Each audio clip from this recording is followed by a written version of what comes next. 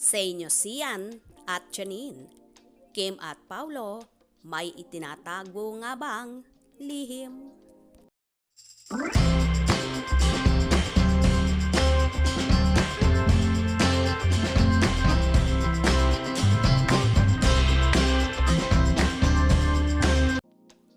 Ano ba naman ang mga balitang kumakalat sa mundo ng showbiz?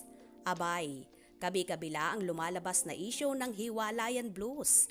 Kagaya na lang ng napapabalitang hiwalay na daw ang pauni na sina Janine Gutierrez at Paulo Avellino na hindi pa man umaamin sa publiko sa totoong relasyon. Abay, hiwalay na nga daw ngayon. Kumalat kasi ang balitang ito nung nagkaroon ng blind item ang writer at columnist na si Jun Lalin na isang celebrity couple na di pa man umaamin sa relasyon. Ngayon nga ay hiwalay na.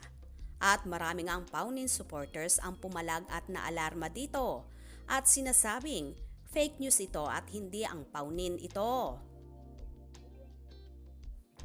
Ang sumunod ay noong nagkaroon ng MediaCon ang Dirty Linen cast kung saan isa si Janine sa bida nito at natanong ang dalaga tungkol sa kanila ni Paulo. At di nga ito sinagot ng aktres. Bagkus, tumalikod at lalo ngang uminit ang usaping ito. Nang kamakailan ay nagkaroon ng Thanksgiving MediaCon ang linlang, kung saan natanong naman din ng press people si Paulo tungkol sa estado nila ni Janine at di rin sinagot ng actor ang tanong. At tumalikod din, uminom ng tubig at nagbiro pa ang aktor na abangan daw sa finale ng linlang.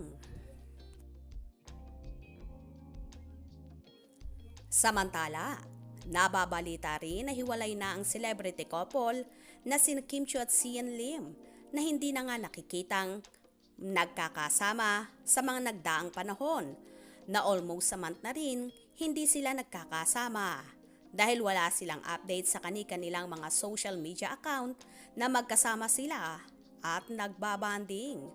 Sa inilabas namang video ng Linlang Cast sa Linlang Cast Plays Word Mafia. Sa hulihang part ng video ay nagbiro si Paulo na ano bang gusto mong lihim natin, Kim? Sagot naman ni Kimmy, depende. Ano maging mafia din ako. Parang malihim masyado. Sa mafia natin. Ano pa bang gusto mong ilihim natin, Kim? Depende. O diba? Nakakaintriga ang mga patutsyadang yon ni Kim at Paulo sa nagdaan namang episode ng Showtime.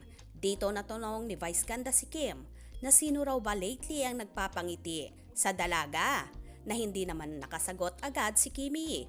Kaya naman lalong lumakas ang bulong-bulungan na talagang hiwalay na nga sila ng nobyong si Sian.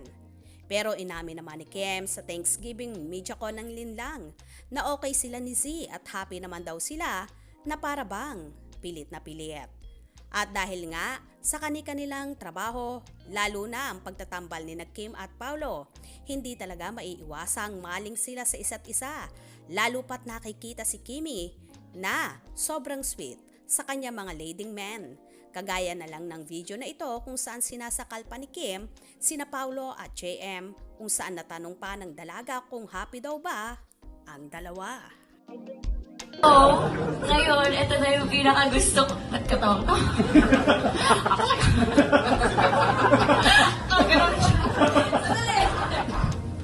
And then, ngayon, happy.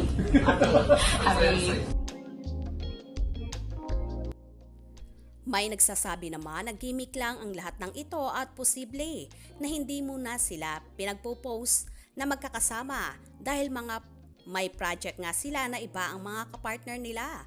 So maaari nga, pwede rin naman yon, lalo kung pinag-uusapan ang nasabing proyekto.